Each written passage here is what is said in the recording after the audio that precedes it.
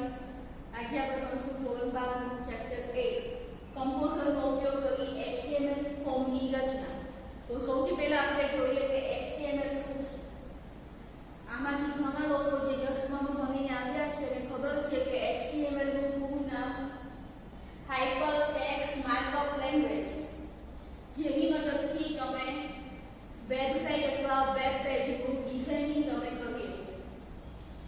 એમાં તમારે ફોર્મની રચના કરવાની છે.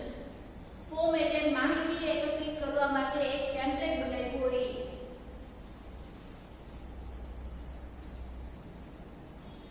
ઇન્ટરનેટનો ઉપયોગ કરવાથી અનેક પ્રવૃત્તિઓ ઓનલાઈન બની છે. આપણે પોતાની કે કોઈ વસ્તુની માહિતી રજૂ કરવા માટે વેબ પેજનો ઉપયોગ કરતા હોઈએ છીએ, કરીએ છીએ વેબ પેજ. અત્યારે કંઈ બી તમારે ફોર એક્ઝામ્પલ ઝોમેટો, એમેઝોન એમાંથી કંઈ પણ વસ્તુ મંગાવી હોય તો એ બધું શું છે? એક વેબ પેજ જ છે, વેબસાઇટ જ છે, જેનો તમે ઉપયોગ કરો છો. વેબસાઇટને મુલાકાત પોતાની વિગતો દાખલ કરવા માટે HTML ફોર્મની મદદ લે છે. મતલબ જે કોઈ બી ઉપયોગકર્તા છે તમારી વેબસાઇટ જોવા આવ્યો છે એની માહિતી એન્ટર કરવા માટે HTML ફોર્મની હેલ્પ લે છે. મતલબ HTML ફોર્મ હોય એની અંદર એની પોતાની માહિતી નાખે છે. મુલાકાતીને વિગતો દાખલ કરવા વિશે વધુ સંવાદક અને નિયંત્રણ પૂરા પાડે છે. એક્ઝામ્પલમાં જો તમે કોઈ વેબસાઇટ પર મેઇલ એકાઉન્ટ ખોલાવો અથવા એમાં રજીસ્ટર કરવા ઈચ્છતા હો તો તે માટે તમારે તમારી અંગત માહિતી ભરવી પડે છે. તમે જે પ્રમાણે જીમેલ એકાઉન્ટ ખોલ્યું હશે, ફેસબુક એકાઉન્ટ ખોલ્યું હશે અથવા એમેઝોન છે, ઝોમેટો છે વગેરે, એમાં તમે સૌથી પહેલા તમારું એકાઉન્ટ ખોલવા માટે તમારી માહિતી નાખી હશે, જેમ કે first name, last name, city છે વગેરે, જેન્ડર છે, ડેટ ઓફ બર્થ છે વગેરે. તો એ જ તમને કહેવામાં આવે છે. ત્યાર પછી વિડીયો દ્વારા આ વિગતને સંગ્રહ કરવામાં આવે છે અને વેબસાઇટ પર નોંધાયેલા ઉપયોગકર્તા વિશેની વિગત મેળવવા માટે તેનો ઉપયોગ કરવામાં આવે છે. સૌથી પહેલા તમે રજીસ્ટર કરો છો, પછી તમને એમાંથી યુઝરનેમ અને પાસવર્ડ આપવામાં આવે છે. એની મદદથી તમે આગળનું કામ કરી શકો છો. તો એ જે કંઈ બી કામ થાય છે એ બધું તમારું HTML ફોર્મની મદદથી થાય છે. હવે સૌથી પહેલા તમારા એક માર્કના MCQમાં પૂછાયેલો સવાલ છે કે ફોર્મ શું છે? તો ફોર્મ એક સંગ્રાહક છે, કન્ટેનર છે, જેનો ઉપયોગકર્તા મતલબ જે રજીસ્ટર કરે છે એ પાસેથી જુદા જુદા પ્રકારની વિગત મેળવવા માટે કરવામાં આવે છે. કેવી વિગત હોય? તો ફર્સ્ટ નેમ છે, લાસ્ટ નેમ છે, ડેટ ઓફ બર્થ છે, સિટી છે વગેરે. હોબી પણ આવી શકે, એમાં સેન્ડલ પણ આવી શકે. જેમ કે HTML ફોર્મમાં લેબલ, ચેકબોક્સ, લખાણ ઉમેરવા માટેનું text box, radio button, checkbox, submit button અને રીસેટ બટન જેવા ઘટક ઉમેરવામાં આવે છે. મતલબ આ બધાનો ઉપયોગ એમાં થાય છે. કઈ રીતે થાય? તો ફર્સ્ટ નેમ લખ્યું હોય એની બાજુમાં જે ખાનું હોય તો એ શું છે? આમાંથી કોઈ એક ખાનું એમાં હોય છે, આમાંથી કોઈ બી એક એનો ઓબ્જેક્ટ એમાં ઉમેરવામાં આવ્યો હોય છે. આ બધાનો ઓબ્જેક્ટનો ઉપયોગ કરીને જ તમારું ફોર્મ બને છે. આ બધા ઉપયોગ ફોર્મના વિગતો દાખલ કરવા તથા વિગતની યથાર્થતા ચકાસવા માટે પણ કરવામાં આવે છે. ઇન્ફો તમે આમાંથી કોઈ એક ઓબ્જેક્ટનો ઉપયોગ કરીને એક જે નામ છે, એક જે ફીલ્ડ છે તમે બનાવી શકો. આ બધાનો ઉપયોગ તમારે ફોર્મ બનાવવામાં કરવાનો હોય છે. હવે સૌથી પહેલા HTML છે. HTML માં કંઈ પણ કમાન્ડ હોય, કંઈ પણ ડિઝાઇનિંગ હોય એ તમારા ટેગનો ઉપયોગ કરવાનો હોય છે.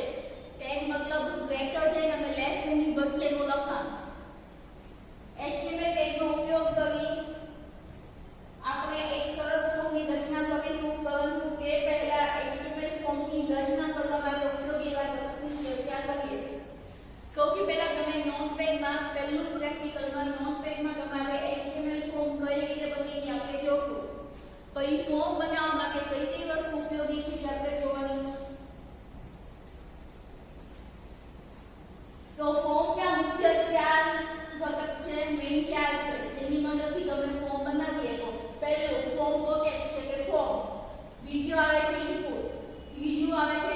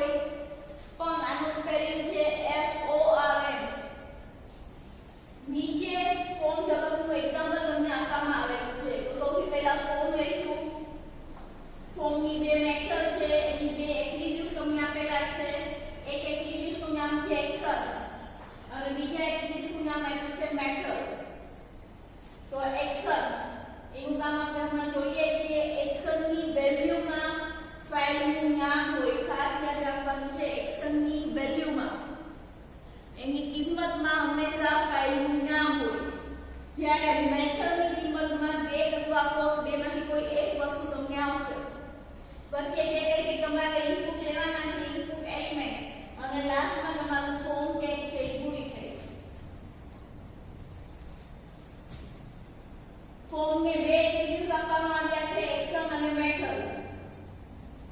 જ્યારે ફોર્મ સબમિટ કરવામાં આવે ત્યારે તેની વિગત કઈ જગ્યાએ મોકલવાની છે તે સ્પષ્ટ કરવા માટે એક્શન લાક્ષણિકતાનો ઉપયોગ કરવામાં આવે છે. મતલબ જ્યારે તમારું ફોર્મ સબમિટ થાય ત્યારે એ ફોર્મ પછી કયું ફોર્મ તમારે ઓપન કરવાનું છે, કયું વેબ પેજ આવવું જોઈએ એ તમારે સ્પષ્ટ કરવા માટે તમારે એક્શન જે છે લાક્ષણિકતા જે એટ્રીબ્યુટ છે તમારે લખવો પડે. તો એક્શનમાં તમે જે લખો ઈ પેજ તમને ઓપન કરીને આપે, ઈ વેબ પેજ તમને ઓપન કરીને આપશે. તો એ એક્શન જે લાક્ષણિકતા છે એટ્રીબ્યુટ છે તેની કિંમત તેની વેલ્યુ હંમેશા ફાઇલનું નામ સ્વીકારે છે. મતલબ તમારે એક ફાઇલનું નામ લખો, એ ફાઇલ તમને ઓપન કરીને આપશે. જ્યારે તમે સબમિટ પર ક્લિક કરો ત્યારે તમને ઈ જે પેજ છે તમને ઓપન કરીને આપશે.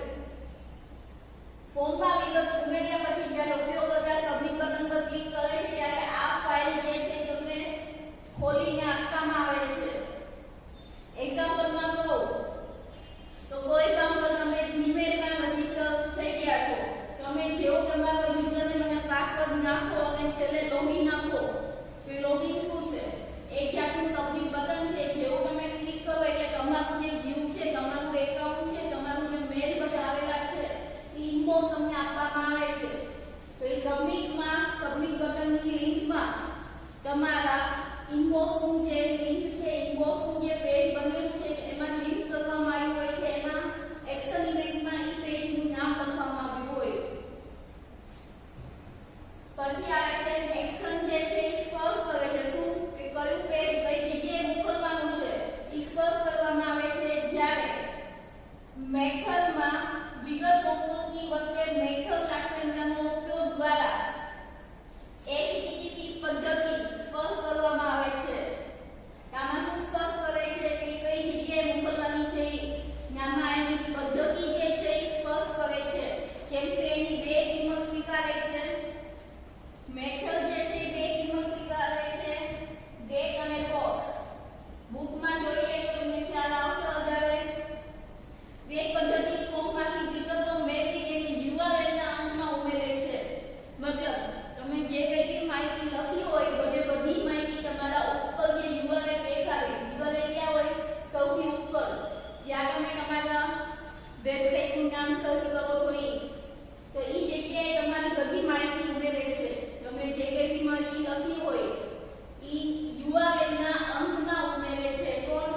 વેબ પદ્ધતિ. આ પદ્ધતિ એક સમયે માત્ર મર્યાદિત માહિતી મોકલવાની અનુમતિ આપે છે. મતલબ લિમિટેડ માહિતી જે હોય છે એ મોકલે છે.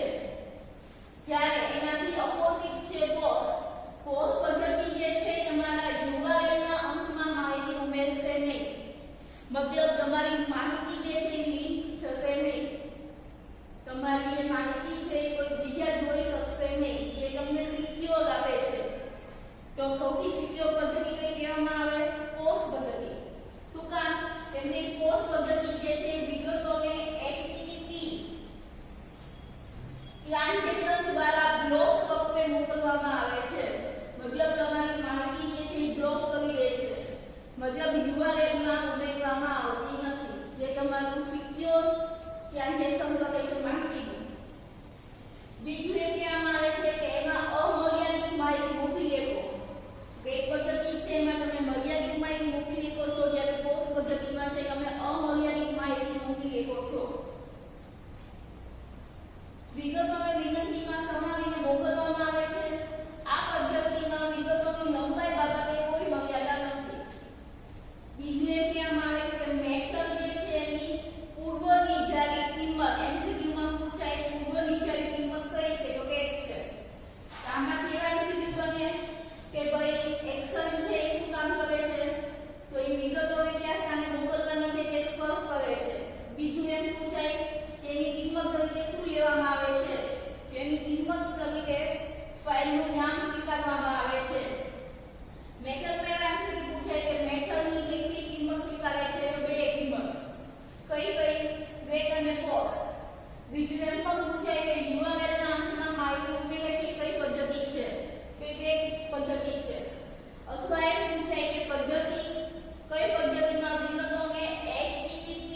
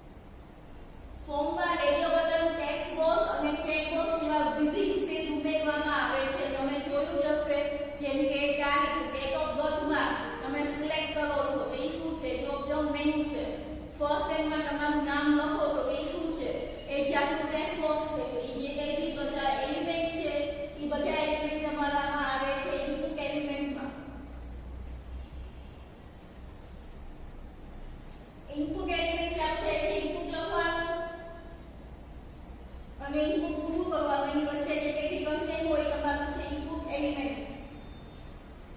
તમે જોયું કે ફોર્મ ટેગમાં ફોર્મ ટેગ લખો, વચ્ચેનું કન્ટેન્ટ લખો, છેલ્લે ફોર્મ જે છે એને સ્લેશ થી પૂરું કરો છો.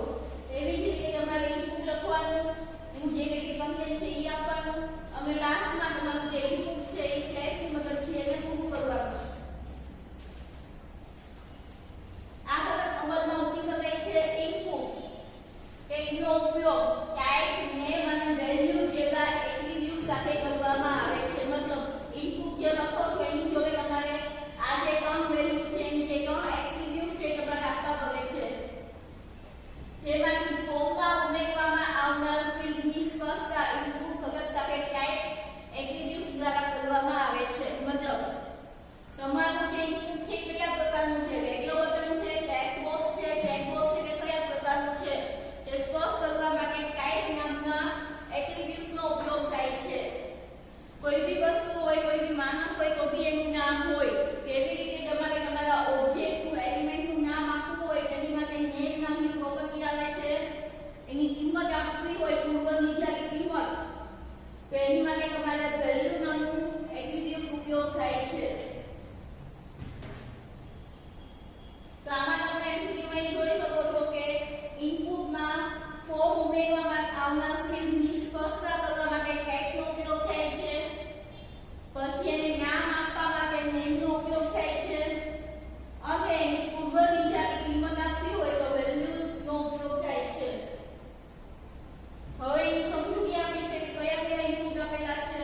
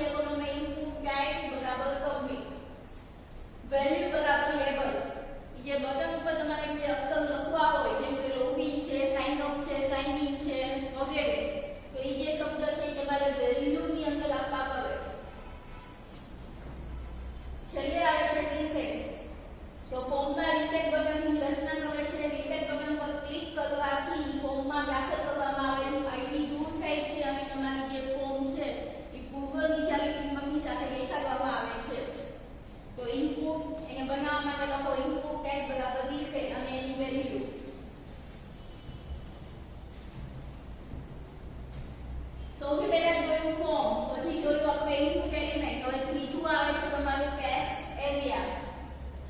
તો ટેક્સ્ટ બોક્સમાં તમે લિમિટેડ માહિતી એન્ટર કરી શકો છો, જેમ કે ફર્સ્ટ નેમ છે, લાસ્ટ નેમ છે, મિડલ નેમ છે, વોટએવર, ઈમેલ છે, મોબાઈલ નંબર છે. પણ જ્યારે તમારે લાંબી માહિતી એન્ટર કરવી હોય, લાંબી માહિતી રજૂ કરવી હોય ત્યારે તમારે કેશ એરિયાનો ઉપયોગ કરવામાં આવે છે. કેશ એરિયા મતલબ એકથી વધુ લીટીનું લખાણ નિવેશ કરવાની સુવિધા પૂરી પાડે છે. મતલબ એક કરતાં વધારે લાઈનનું તમારે લખાણ લખવું હોય ત્યારે તમે કેશ એરિયાનો ઉપયોગ કરી શકો છો. જેમ કે કેશ એરિયા લખો, વચ્ચે લખાણ આવે અને સ્લેશ કેશ એરિયા ટેગનો ઉપયોગ કરવામાં આવે છે તમારો કેશ એરિયા બનાવવા માટે. કેશ એરિયામાં તમે કોમેન્ટમાં આપી શકો, એડ્રેસમાં આપી શકો, રિપોર્ટમાં આપી શકો અથવા લાંબી સમજૂતીમાં પણ તમે કેશ એરિયાનો ઓપ્શન આપી શકો. બીજું એ કહેવામાં આવે છે કે તેની હરોળની સંખ્યા મતલબ એની રો અને કોલમ નક્કી કરવા માટે રોઝ નામની પ્રોપર્ટી આપવામાં આવેલી છે અને એની કોલમ માટે કોલ્સ નામની પ્રોપર્ટી તમને આપવામાં આવી છે. એમસીક્યુમાં ખાલી બે યાદ રાખવા જેવું છે કે રો અને કોલમ. બીજું એમસીક્યુમાં યાદ રાખવાનું કે લાંબી માહિતી, લાંબી સમજૂતી, નોંધ અને રિપોર્ટ બનાવવા માટે કેશ એરિયા સતત તમે જે છે એ આપી શકો છો. એક્ઝામ્પલમાં આપ્યું છે કે ભાઈ ફોર્મ મેથડ લખી, એક્શન આપ્યું કે ભાઈ કોમેન્ટ ડોટ એચટીએમએલ. ત્યાં મૂકવામાં આવ્યું છે કે ઇનપુટ યોર કોમેન્ટ અને તમારું કેશ એરિયા જે છે એ તમને અહીંયા મૂકવામાં આવ્યું છે.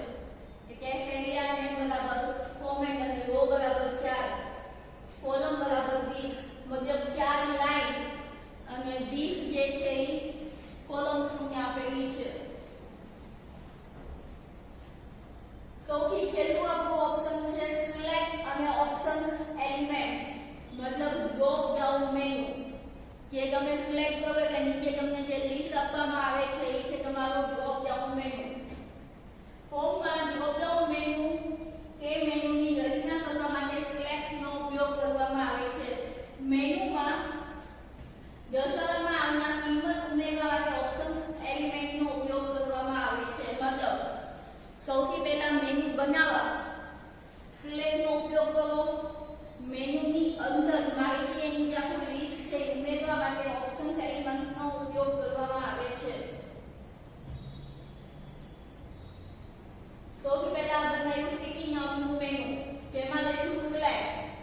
એની અંદર અમદાવાદ, રાજકોટ અને સુરત લખવા માટે ઓપ્શન્સ અમદાવાદ, ઓપ્શન્સ રાજકોટ અને ઓપ્શન્સ સુરત જેવા ઓપ્શન્સ આપવામાં આવ્યા છે અને તમારું સિલેક્ટ મેનુ જે છે એ તમારું પૂરું થયું એટલે સિલેક્ટ આપીને એને બંધ કર્યું.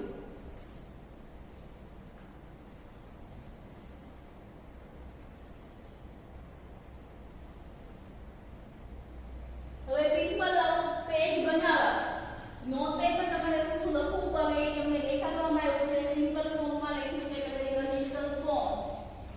ફર્સ્ટ ને એની બાજુ પણ ટેક્સ્ટ બોક્સ તમને આપવામાં આવ્યો છે. શું કામ? એમાં લખાણ લખવાનું હોવાથી તમને ટેક્સ્ટ બોક્સ આપવામાં આવ્યો છે. એવી રીતે મિડલ નેમ, લાસ્ટ નેમ ત્રણેયમાં તમને ટેક્સ્ટ બોક્સ આપવામાં આવ્યા છે. પછી આવે છે જેન્ડર. તો જેન્ડરમાં મેલ અથવા ફિમેલ એમાંથી કોઈ એક જ વસ્તુ તમારે સિલેક્ટ કરવાની છે. એટલે એની માટે શું આપીએ કે આપણે રેડિયો બટન. પછી આપ્યું છે હોબી. તો હોબી એક કરતાં વધારે પણ વ્યક્તિની હોઈ શકે એટલે એની માટે આપેલા છે ચેક બોક્સ. હવે બીજું એ કહેવામાં આવે છે કે રેડિયો બટન રાઉન્ડ શેપ હોય જ્યારે ચેક બોક્સમાં સ્ક્વેર ચોરસ શેપમાં હોય છે. એડ્રેસ તો એડ્રેસમાં લાંબી રજૂઆત હોય, લાંબા એક કરતાં વધારે લાઈન હોય. એનાથી એડ્રેસ આપ્યું છે કેશ એરિયા, જ્યારે સિટીમાં આપેલું છે ડ્રોપ ડાઉન મેનુ. છેલ્લે સબમિટ અને રીસેટ નામનું બટન આપવામાં આવ્યા છે. હવે આ ફોર્મ બનાવવા કયા એલિમેન્ટમાં એચટીએમએલમાં શું લખવું પડે એ આપણે જોઈએ.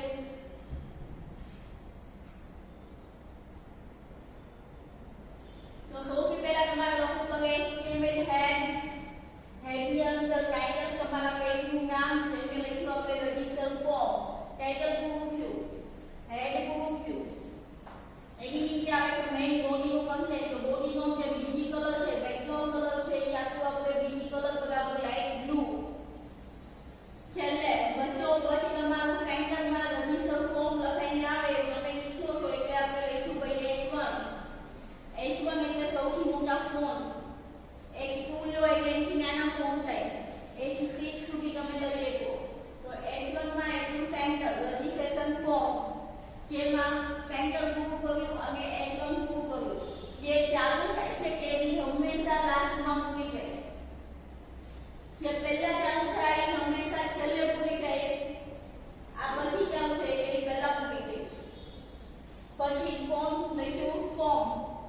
નેમ બરાબર એનું નામ આપ્યું, એક્શન બરાબર form.html આપ્યું અને તમારું ફોર્મ સેન્ટરમાં આવવું જોઈએ એટલે લખ્યું સેન્ટર.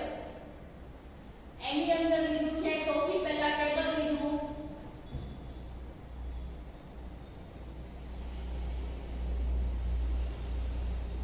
તમે જોઈ શકો છો કે આખું ટેબલમાં ડિવાઇડ કરેલું છે.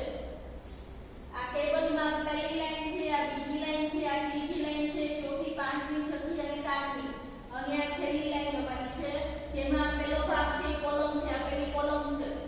આ બીજી કોલમ છે જે ખાલી છે, એમાં કોઈ પણ જાતનું લખાણ નથી. જ્યારે ત્રીજી કોલમમાં બધા ફિલ્ડ તમને આપવામાં આવ્યા છે. તો સૌથી પહેલા આપણે ટેબલ બનાવવા માટે લખશું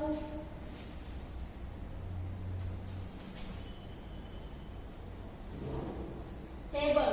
જેની બોર્ડર આપણે કોઈ પણ જાતની આપી નથી. જો તમે એક બોર્ડર આપો તો એ તમને દેખાશે, આઉટલાઈન જે છે તમને દેખાડવામાં આવશે. ટેબલમાં પહેલી રો બનાવવા લખ્યું ટીઆર. ટીઆરમાં તમારે 3 કોલમ આપવાની છે. પહેલી કોલમમાં એનું નામ છે, બીજી કોલમમાં કંઈ પણ લખાણ છે નહીં ને ત્રીજી કોલમમાં એનું જે ફિલ્ડ તમને આપ્યું છે એ ફિલ્ડ તમારે લખવાનું છે. તો પહેલી કોલમ બનાવવા માટે લખશું આપણે ટીડી, જેમાં લખ્યું આપણે ફર્સ્ટ નેમ.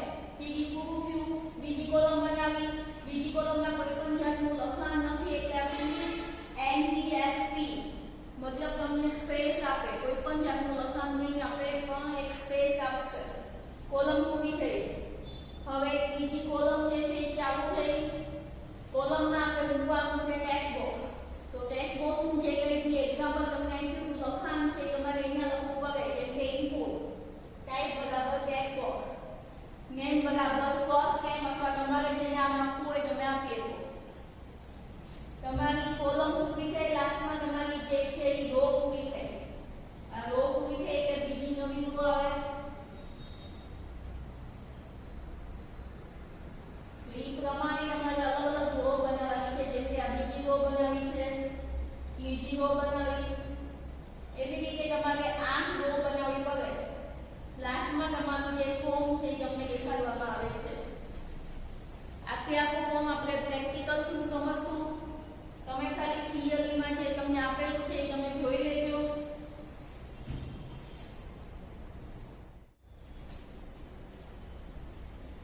તમે જોઈ શકો છો HTML માં ફોર્મ બનાવવાથી બહુ કંટાળાજનક છે, બહુ બધું યાદ રાખવું પડે એવું છે.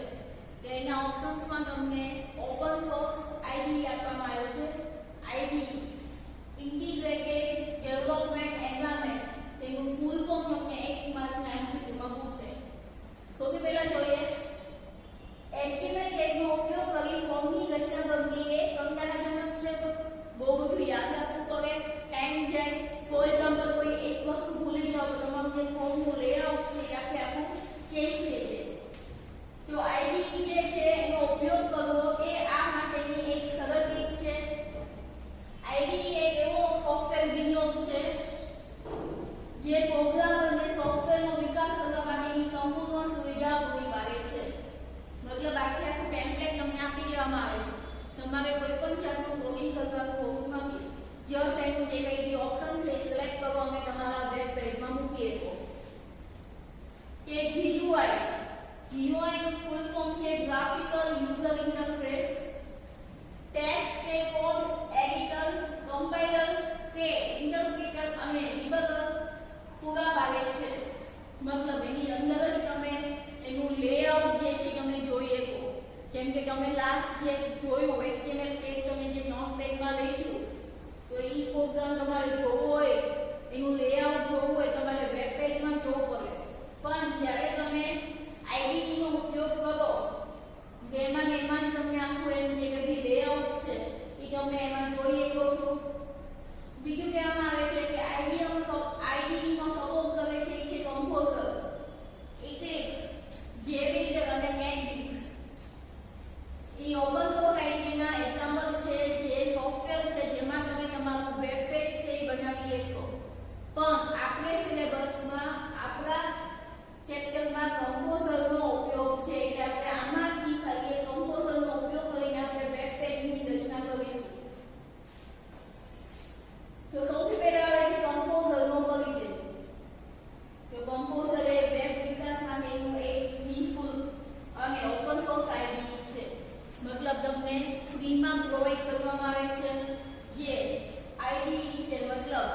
એમાં તમે ઇનબિલ્ટ તમને ફીચર આપવામાં આવ્યા છે જેની મદદથી તમે સરળતાથી તમારું વેબ પેજ જે છે એ તમે બનાવી શકશો.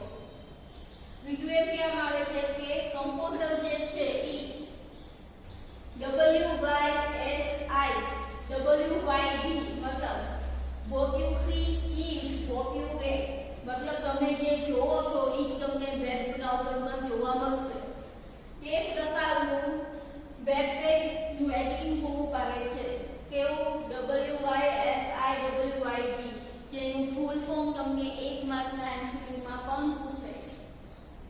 બીજું એ કહેવામાં આવે છે કે કમ્પોઝર જે છે એ સંપૂર્ણ વેબ ઓપરેટિંગ સિસ્ટમ છે કે જે વેબ પેજના વિકાસ અને વેબ ફાઇલના વહીવટનું સંચાલન કરે છે. મતલબ એક જ ફાઇલમાં તમે તમારી આખી વેબસાઇટના વેબ પેજ જોઈ શકો છો. એનું જે કંઈ વહીવટ છે તમે એમાંથી કરી શકો છો. તો કમ્પોઝર દ્વારા વેબ પેજની રચના કરવી એ ઝડપી અને સરળ કાર્ય છે અને ઉપયોગકર્તા સોફ્ટવેરનો ઉપયોગ કરીને તેમાં સુધારા પણ કરી શકે. એવું નથી કે તમે ખાલી એમાં ડિઝાઇનિંગ કરી શકો. જો કે તમે જે કંઈ નોટપેડમાં ટાઈપ કરો છો તો ઈઝી લખાણ તમને એના બેકએન્ડમાં તમને આપવામાં આવેલું હોય. બીજું એમ કહેવામાં આવે છે કે કમ્પોઝરમાં સાઇટ મેનેજરનો સમાવેશ કરવામાં આવ્યો છે. સાઇટ મેનેજર એટલે તમારી ફોર એક્ઝામ્પલ મેકમાં ફાઇલ હોય ઈ અથવા તમારા પીસીમાં ફાઇલ હોય ઈ બંનેનું સર્વર જે લોકલ અને રિમોટ સર્વર એમ બંને સામે રહેલ ફાઇલને ઝડપી ઉપયોગ પૂરો પાડે છે. કમ્પોઝરનો ઉપયોગ કરી વેબ પેજ તથા તેના સંલગ્ન ફાઇલને વ્યવસ્થિત સર્વર પર અપલોડ પણ કરી શકો છો. મતલબ તમારું જે આખી વેબસાઇટ છે એ તમે અપલોડ પણ કરી શકો એમાં. કે CSS ટેક્સ્ટ એડિટિંગ સ્ટાઇલ શીટનો પણ ઉપયોગ કરે છે, સમર્થન આપે છે, જે હવે પછીના ચેપ્ટરમાં આપણે અભ્યાસ કરીશું.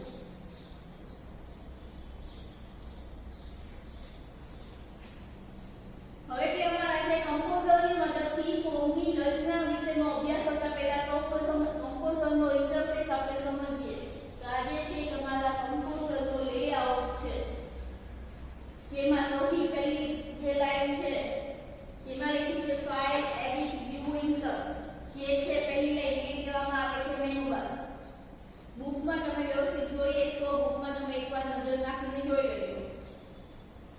બીજી લાઈન જે છે એ કહેવામાં આવે છે કમ્પોઝિશન ટૂલબાર. ત્રીજી જે લાઈન છે એ કહેવામાં આવે છે ફોર્મેટ ટૂલબાર 1. ચોથી લાઈન એ કહેવામાં આવે છે ફોર્મેટ ટૂલબાર 2. પછી આ જે આખો ભાગ છે એ કહેવામાં આવે છે સાઇટ મેનેજર. આ જે છે તમારા વેબ પેજનું લેઆઉટ. તમે જે કંઈ વેબ પેજ બનાવશો એ તમને અહીંયા દેખાડવામાં આવશે. એની નીચે તમને ત્રણ ઓપ્શન્સ આપવામાં આવ્યા છે, ડિઝાઇન, સ્ક્રીન અને સોર્સ. જ્યારે તમે ડિઝાઇન ઉપર હો તો અહીંયા તમને ડિઝાઇન દેખાડવામાં આવશે. જ્યારે તમે સોર્સ ઉપર હશો તો અહીંયા તમને એનો જે કંઈ સોર્સ કોડ બને છે, HTML ટેગ જે કંઈ બને છે એ બધી તમને આ ભાગમાં દેખાડવામાં આવશે. જ્યારે તમે સ્ક્રીન પર ક્લિક કરશો તો અહીંયા ડિઝાઇનિંગ અને નીચે એનો જે કંઈ કોડ હોય એ તમને દેખાડવામાં આવે છે. બીજું તમને આપવામાં આવ્યું છે કે એને ત્રણ મોડ હોય છે, રિવ્યુ, નોર્મલ અને સોફ્ટ મોડ. જેમાં તમને નોર્મલ મોડ એટલે તમારું વેબ બ્રાઉઝરમાં જે પ્રમાણેનું વ્યૂ હોય તો અહીંયા વ્યૂ દેખાડવામાં આવશે.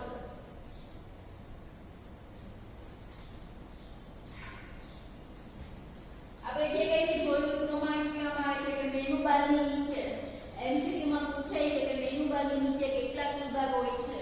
તો મેનુ બારની નીચે 3 ટૂલબાર આવેલા છે, કમ્પોઝિશન, ફોર્મેટ ટૂલબાર 1 અને ફોર્મેટ ટૂલબાર 2. જેમાં કમ્પોઝિશન ટૂલબારમાં શું હોય છે તો એમાં હોય છે નવી ફાઇલની રચના કરવી, ફાઇલ ખોલવી, ફાઇલને સેવ કરવી અને એને પબ્લિશ કરવી. તો એ બધું હોય છે તમારા કમ્પોઝિશન ટૂલબારમાં.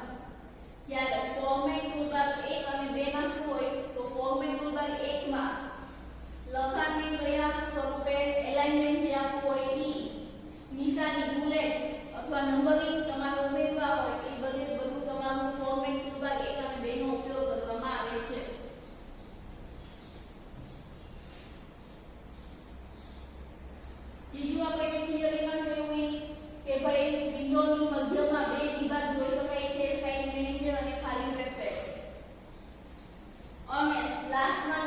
કહેવામાં આવ્યું છે કે વિન્ડોની નીચે જમણી બાજુના ભાગમાં 3 મોડ હોય છે. એડિટ મોડ, જેના નામ છે નોર્મલ, HTML ટેક્સ્ટ મતલબ સોર્સ તમારો, અને લાસ્ટ છે પ્રિવ્યુ.